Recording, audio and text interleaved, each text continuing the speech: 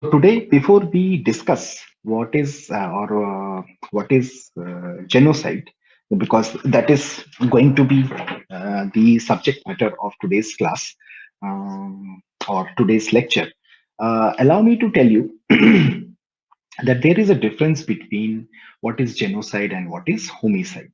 Genocide is basically targeted killing. That means that a group or a particular section of the society is targeted and they are eliminated. Now, that elimination may not be exactly mass murder. That means killing may not be involved. If their identities are changed, or if they are deported, or if they are converted into certain other kind of individuals or other kind of people, uh, their beliefs, their principles, their cultures, their languages, their religion. There are so many things through which a person's identity can be changed. So all those things, if they are changed, so that can be also considered as genocide. On the other hand, homicide is always killing of an individual. So it can be killing of a individual or of a group of individual as well, which is also the case in genocide. But the thing is that in homicide, killing of the individual will always take place. In genocide, it is not important or it is not necessary. And we will see it in the coming slides that how and why it is not necessary always to kill people and still genocide can take place. Today we will be discussing genocide, broadly speaking. Now we have divided the lectures on genocide in part 1, 2, and 3. We will be discussing genocide part 1, which is genocide, broadly speaking. Now let us first start with what is genocide. Now, many of you may not be aware of that it is a social exclusion principle or a social exclusion policy. Like apartheid, slavery, genocide is also a social exclusion principle where a targeted group of people are not having certain rights, and the last step uh, is to exterminate them. That means to finish them or to kill them. So that is considered as genocide. Uh, Now, genocide is a very broad term, and there are a lot of definitions of genocide and a lot of understanding of genocide. There are lots of definitions of genocide, lots of ways in which it is classified. So, in this lecture, we will try to understand what exactly is genocide and how it should be understood.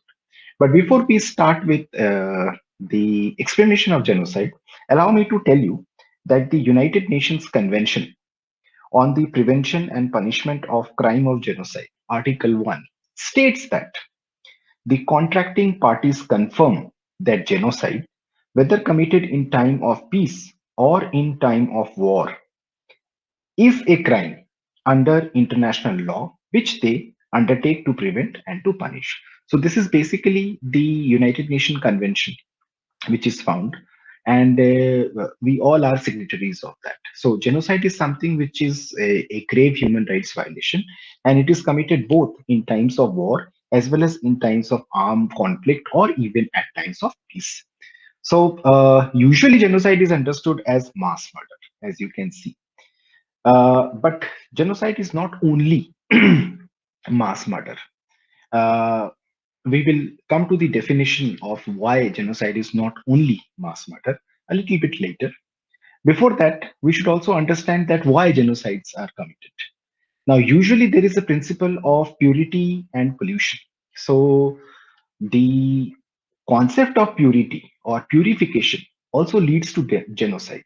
Like one group considers themselves as a higher class or a higher breed or a higher race or a better human being, and they consider the others as some other groups of people, or even they are not even people. So in these kind of cases, the concept of purity and pollution comes. Similarly, they also call it like that there are certain class of people who needs to be cleansed from the society. Usually the terminology which is used is ethnic cleansing. So that also results in genocide. Now, you might be getting this idea now that genocide is a state sponsored kind of thing. That means that the state is directly or indirectly involved in that. So, in a way, it is an institutionalized killing or separating or removing of human beings, or a class of human beings, or a set of human beings, or a group of human beings. We have read before in our course that there is, when we were studying political prisoners, that there is one of the human rights violation which takes place also in our country. It's called disappearances. Now, disappearances are also understood as genocide. That means, because if suppose somebody has been completely disappeared from the society, or a group of people have been completely disappeared from the society, so where are they? Whether they have been killed, or their identities have changed, or they have been put under bars, or they have been deported, whatever is the case, that is also understood as genocide. Now, given all these things, we may be a little bit confused that what exactly then is genocide. Now, if you see Article 2, Convention on the Prevention and Punishment of the Crime of Genocide, so any of the following acts committed with the intent to destroy in whole or in part a national, ethnical, racial, or religious group as such. And now the conditions which are required for something to be called as genocide is, the first condition is killing members of a group. So we know that actual mass murder takes place, so that is considered also as a genocide. Similarly, causing serious bodily or mental harm to members of the group. So in that way also they will not be able to sustain. Then third is deliberately inflicting on the group conditions of life calculated to bring about this physical destruction in whole or in part. So in that way also a group will not be able to continue or sustain, or they will lose their identity. So given that way also, it is considered as genocide. Then the fourth condition says imposing measures intended to prevent births within the group. So if people are, if there is mass tubectomy or vasectomy, or there are measures which are taken so that people cannot procreate and give, or say their offsprings are not coming. So slowly and slowly their identity and the group will finish. So that is also one of the ways of understanding genocide. And last, forcibly transferring children of the group to another group. That means, because children are the future of your society, or future of your identity, future of your group as such, because they are the carriers of your culture. Now, if they are the carriers of your culture, and they are, or their identities have been changed because they have been shifted from one group to another group, so that also results in genocide. That means, so if you see that this one group of people, or and their identities have been completely tarnished, or has been completely taken off, or are changed, so in all these conditions we call it a genocide. Now there are a lot of I will say philosophers who will say that this definition in itself is not a very comprehensive definition, because it does not take into account a lot of things. So, if you take Antonio Sasses, so Antonio Sasses says that war of conquest, use of religion, and colonial dominations are also reasons of genocide. And the definition which has been given by United Nations is not a very comprehensive one. So, and he also says that annihilation of the culture of a group. So, if the culture of a group is targeted, and it is not properly managed, or it is not preserved, so that is also a kind of genocide. Similarly, extermination of political groups or political opponents, that should be also understood as genocide. So Sasses says that, and it's not only Sasses, there are a lot of people more whom we will take, who say that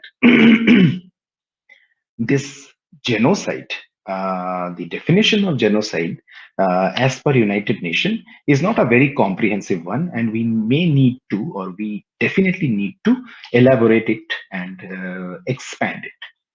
Similarly, Leo Cooper have stressed that political affiliations are as important and often as permanent as ethnic, cultural, or religious ones. So, if you see a lot of atrocities take place precisely because somebody belongs to a different political party or a different political belief altogether or a completely different political system altogether. So the government or the state exerts a lot of pressure on them and sometimes tries to annihilate. So that also results in genocide. Similarly, Pieter Drost have suggested that the definition be amended to deliberate destruction of physical life of any individual. So this understanding also has to be taken care of. So if you see these definitions, you will understand that genocide is targeted killing of individuals. And vis-a-vis, if we compare it with homicide, homicide is any kind of killing, but genocide will be always targeted towards a group or towards an say cultural identity or so on. So he says that the deliberate destruction of physical life of any individual must be considered as genocide. Now, if you go in this line of argument, you will also find the study of Harf and Gur, who say that government respond with violent tactics in an attempt to quell politically organized groups that actively seek to alter power relations within a nation state. So they are also targeting the understanding that this one political party or one political system uh, overpowering the other political group or political system is also or must be also understood as genocide. In fact, this is what they in say standard literature, you will also find the concept of politicide, right? Now, if you see the hegemonical genocide, they say that the primary motive of the ruling group is to subordinate a communal group by killing enough of its members that the survivors have no will or capacity to resist. So this is also something which is happening, right? Because the hegemony of one group is exerted on the other.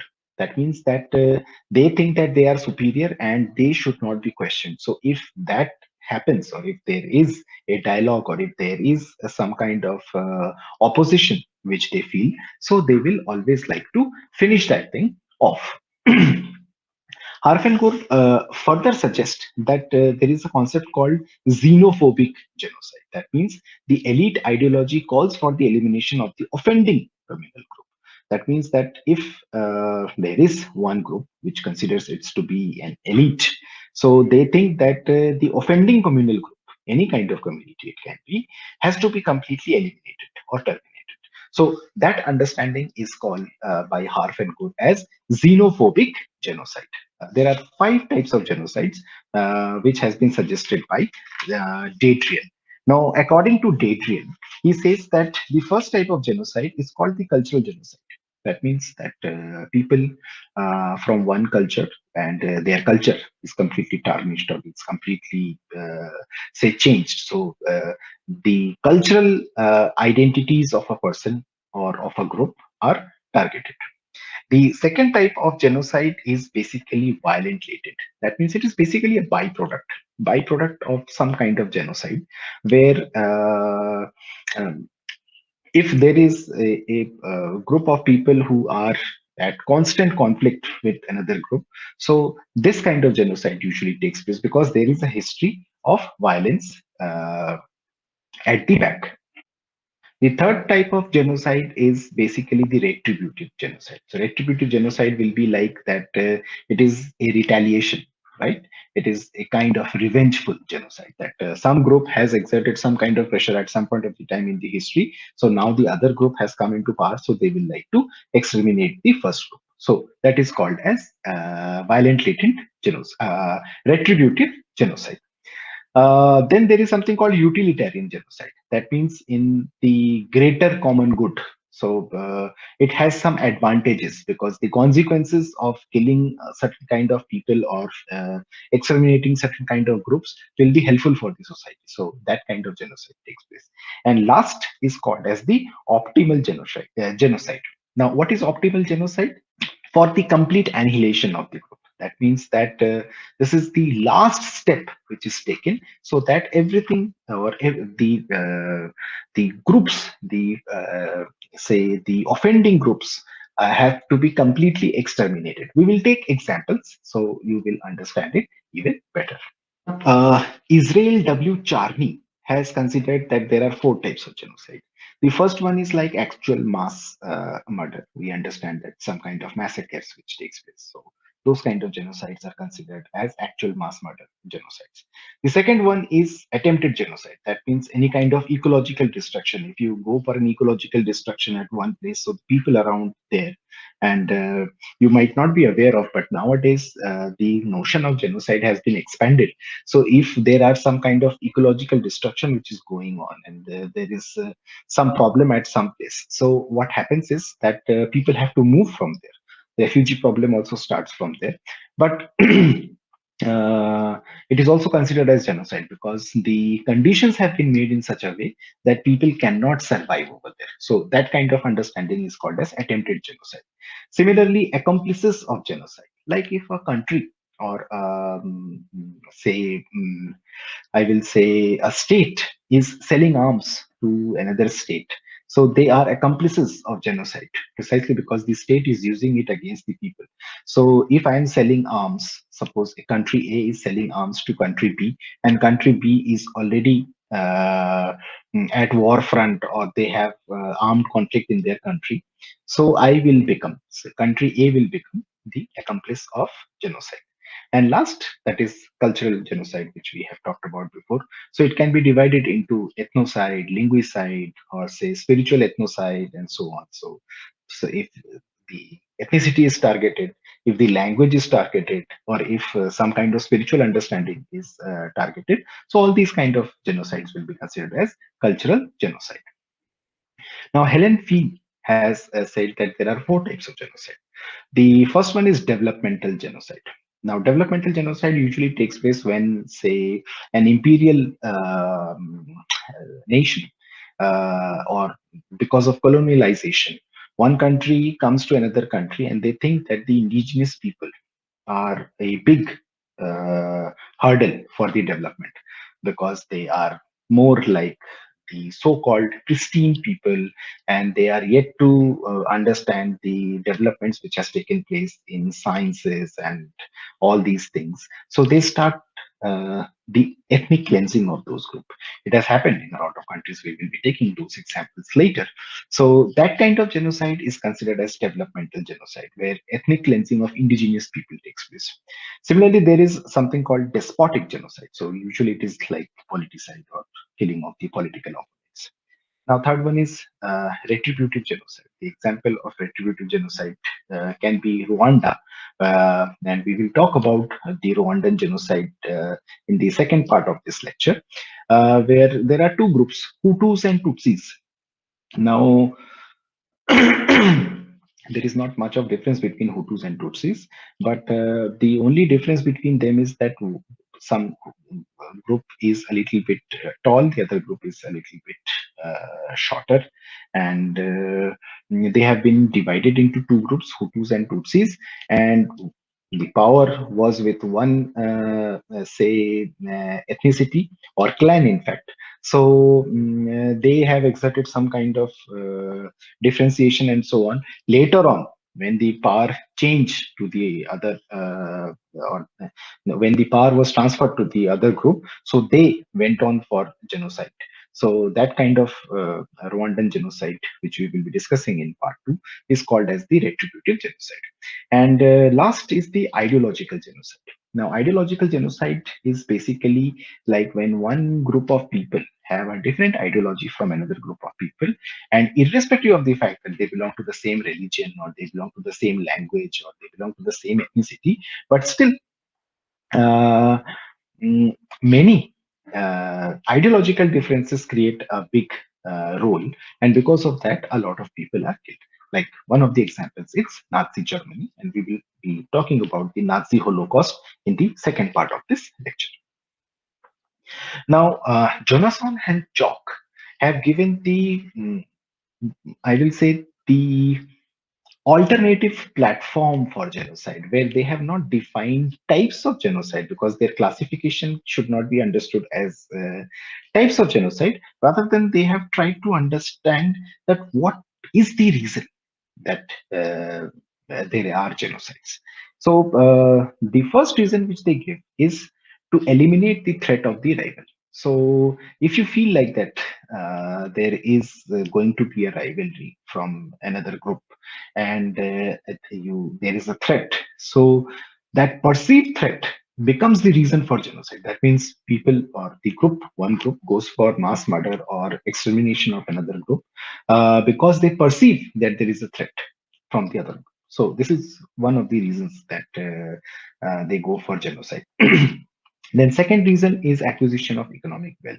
So the economic wealth which is there with another group, so they think that if we kill these people, or if we take their businesses off, so we will be richer. So given that, so because of economy, also there are a lot of genocide. So we will be taking examples of all of them, but right now we are trying to develop the framework. The third one is to create terror. Like Genghis Khan is considered as one of the exponent of that, because whenever he will be entering a region, he will go for mass killing of people, irrespective of the fact that people have surrendered in front of him. Still, he will be killing people, he will be on killing spree. And that is precisely to create terror in the minds of the people. So, the first thing is that people should surrender. There should not be any kind of offense or any kind of retaliation which can take place. But still, they will go for extensive mass killing. So, that is precisely to create terror. So this is understood as creation of terror, and that is also understood as genocide. And last is implementation of a belief or ideology. As I told you before as well in many lectures, that beliefs, principles, ideologies are the biggest reason of conflicts. Usually, beliefs and ideologies are things where we see people to where we think that people are differentiated. One group of people are differentiated from another group of people because of their beliefs and ideologies, and they should play a very constructive role.